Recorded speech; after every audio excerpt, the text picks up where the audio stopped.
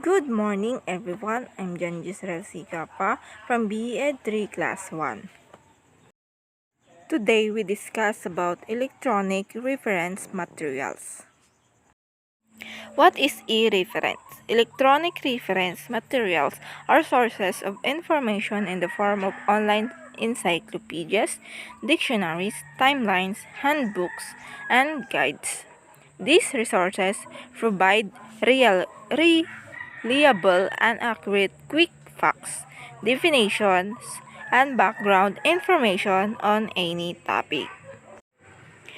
Why use e-reference sources? Explore e-reference databases and resources to build a foundational knowledge of any topic for research projects or assignments. E-reference sources are like the nuts and bolts of any topic. When to use e-reference? Start with e-reference sources at the beginning of any research project or assignment to gather background information on concept, theories, historical events, people, places, and much more. You may cite e-reference sources when referring to facts, dates, biographical information, and more. Reference materials are an important tool in realizing a number of aspects of measurement quality and are used for method validation, calibration, estimation of measurement uncertainty, training, and for internal QC and external QA proficiency testing purposes. Electronic material for teaching purposes, books and journals, websites, film, digital music, pictures and graphics, and TV. Computers and related electronic resources have came to play a central role in education. Whatever your feelings about what some have called the digital revolution, you must accept that many, perhaps most, of your students are fully immersed in it. At the very simplest level, you will rarely receive a paper of other assignment from a student that has not been written in the help of computer. Most of your students will have considerable experience with the internet, and well, whether you like it or not, make sure of it for much of their academic work. Many of them will be accustomed to using email as a normal form of communication, but it is not just students who find electronic resources valuable. Teachers can benefit from these resources as well by employing a series of useful tools. We stress the word useful because electronic resources complement but seldom replace more conventional teaching techniques.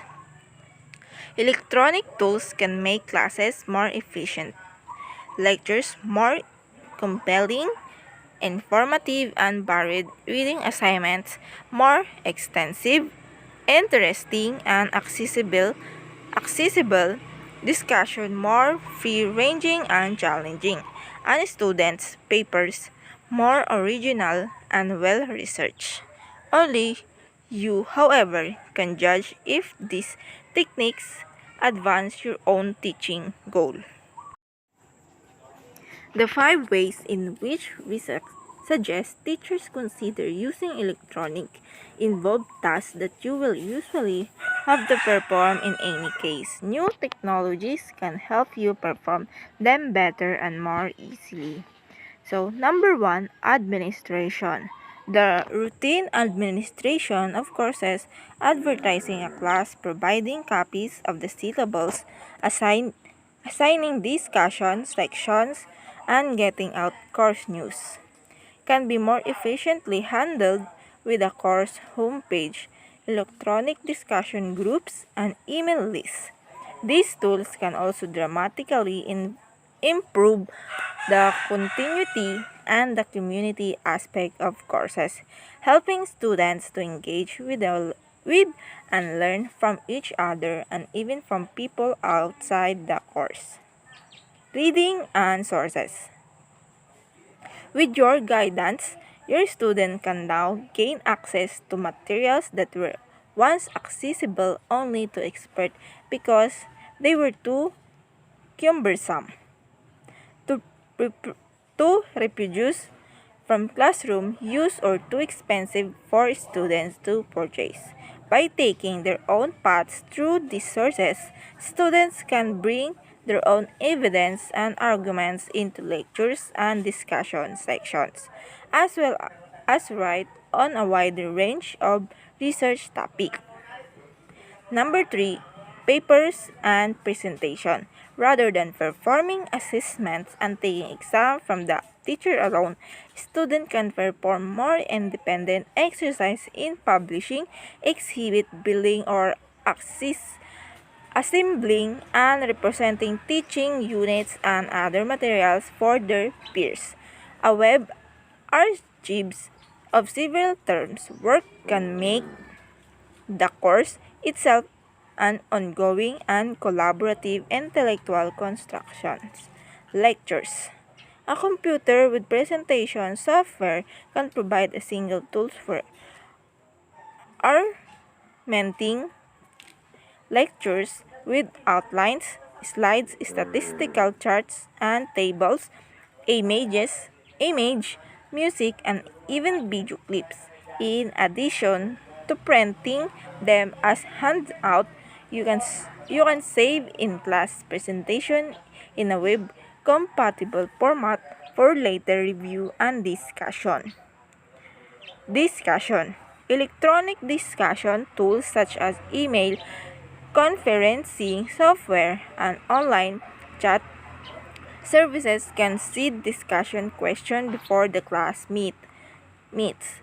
Draw out your shy students and follow up on discussion or question on the reading between classes. For courses without face-to-face discussion sections, these tools can bring the course to life over great distances and help overcome scheduling difficulties.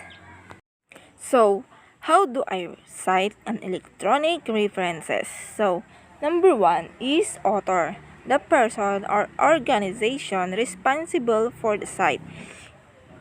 Second, year, date created or last updated. Number 3, page title, in italics, name of sponsor of site if available. Access day, month, year, the day you viewed the site, URL or internet address. Reference materials can help you find facts, definition, or a quick overview of a topic. Reference materials can help you gain your research off to the great starts. Online reference materials appear in new one-word got resultless. However, you in libraries make them easy to find using e-references materials, search options, and research guide. And you know the title of the research you need use e-reference option for searching reference materials by title. If you are not sure what type of item are included in reference materials, go to the reference material guide for more information. Explore reference materials by subject using relevant research guide. Research guide pulled together recommended libraries resources for most subject areas. You can find to write them over the library homepage. If you are an instructor, if using digital Brightspace learning management system, you may find the link to your subject to your course guide. So, that's all for today's discussion. Again, I'm Jan Yusrel C. Capa from BEd 3, Class 1, discussing about electronic references materials.